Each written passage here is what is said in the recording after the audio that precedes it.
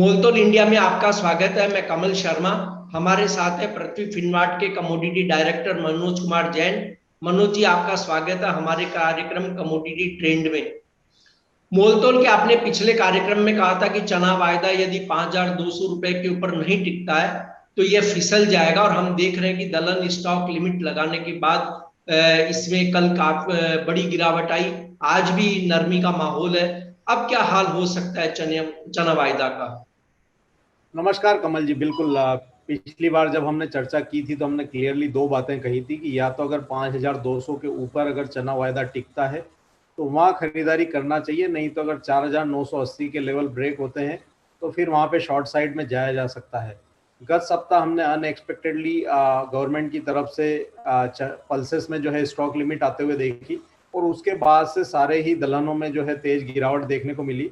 और सोमवार के सत्र में हमने चना एनसीडीएक्स वायदा में 4% के लोअर सर्किट भी लगते हुए देखे। आज शुरुआती सत्र में भी यहाँ गिरावट थी, और हमने देखा कि अगस्त वायदा एक बार 4,772 के लोअर लेवल्स को भी टेस्ट करता हुआ दिखा। हालांकि बाद में यहाँ पे क्लेरिफिकेशन निकल कर आया कि जो WDRA के जो वेयर हाउस है उनको इसमें एक्सक्लूड किया गया है, जिसके चलते लोअर लेवल्स पर सपोर्ट्स देखने को मिले हैं। लेकिन मेरा मानना है कि अभी भी जो ट्रेंड है वो नेगेटिविटी भरा ही है यहाँ पे। और मजबूती जो है यहाँ अगस्त वायदा की अगर मैं बात करूं तो जब तक अगस्त वायदा 5,050 के लेवल्स के ऊपर ट्रेड करना स्टार्ट नहीं करता है, यहाँ बाइंग की पोजीशन नहीं करना चाहिए, क्योंकि 5,050 के ऊपर अगर कीमतें निकलेगी तो ही एक यहाँ पे जो बाइंग का मोमेंटम वो देखने को मिलेगा।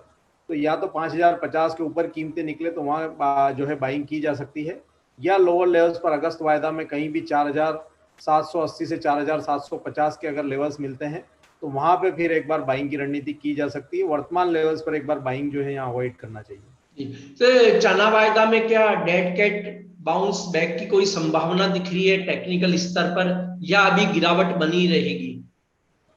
ओवरऑल मोमेंटम यहाँ पे भी थोड़ा नेगेटिव ही है, लेकिन हमने देखा है कि एक तेज गिरावट जो है कीमतों में देखने को मिली थी, तो एक टेक्निकली जो है प्राइस रिट्रेसमेंट देखने को मिल सकता है। तो डेड कैट बाउंस की जो पॉसिबिलिटी है वो यहाँ बनती हुई दिख रही है। वर्तमान में अगस्त वायदा 4,900 के आसपास ट्रेड कर रहा है। मेरा मानना है कि 5,000 से 5,020 तक के लेवल्स जो है यहाँ एक डेड कैट बाउंस में दिखा सकता है। तो वो एक बार जो है यहाँ पे एग्जिट के लिए अपॉर्चुनिटी होगी।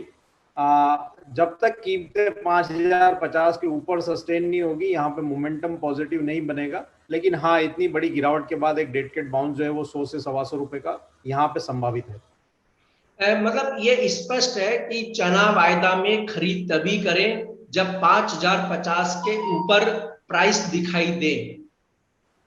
बिल्कुल, जैसा कि हमने पहले भी बताया था कि 5,200 के ऊपर कीमतें चलती है तो ही खरीदारी करना चाहिए, और वो लेवल्स ब्रेक नहीं हुए और हमने तेज गिरावट आते हुए देखी। इस बार हम जो टेक्निकली वापस एक बार लेवल जो है वो रिवाइज कर रहे हैं। अब 5,050 यहाँ पे स्ट्रॉन्ग रेजिस्टेंस है अगस्त वायदा के लिए, और जब तक वो लेवल पार नहीं होते हैं तब तक यहाँ बाइंग की रणनीति नहीं करना चाहिए। और या फिर डीप मिले 4,750 से 4,780 की रेंज में, तो फिर वहां पे एक बार बाइंग की जा सकती है। यानी जो 4,700 वाला आपने जो लेवल बताया, 4,700 4,800, यानी वो सबसे ज्यादा सेफ लेवल होगा बनस्पत अभी की रिस्क के। बिल्कुल, यहाँ पे क्योंकि एक हमने देखा है कि कीमतें एमएसपी के काफ़ी नीचे आ गई है, तो लोअर लेवल्स पर फिर एक बार जो है सपोर्ट देखने को मिल सकते हैं। अभी खरीफ की सोइंग जारी है, और वर्तमान स्टॉक लिमिट आने के बाद हो सकता है कि फिर एक बार जो फार्मर्स की जो है मनोवृत्ति है उसमें कोई बदलाव आता हुआ दिखे, और काफ़ी सारे एरिया में जो सोइंग है उसमें भी डिले देखने को मिल रहा है। तो जिस तरह की गिरावट अभी ओवरऑल पल्सेस में देखने को मिली है, तो यहाँ पे फिर एक बार सोइंग जो है वो उसमें जो है बदलाव किसानों की तरफ से देखने को मिल सकता है। और जिन फसलों में जो कीमतें ऊंची है उनकी तरफ जो है किसान प्रोत्साहित हो सकते हैं, तो यहाँ उसका असर भी देखने को मिल सकता है। और जो मानसून में देरी हो रही है काफ़ी सारे स्टेट्स में, उसका असर भी देखने को मिल सकता है। तो सेफ लेवल जो है वो 4,750 के आसपास का रहेगा, और लोअर लेवल्स पर फिर एक बार सपोर्ट्स बनते हुए दिख सकते हैं। धन्यवाद मनोज जी।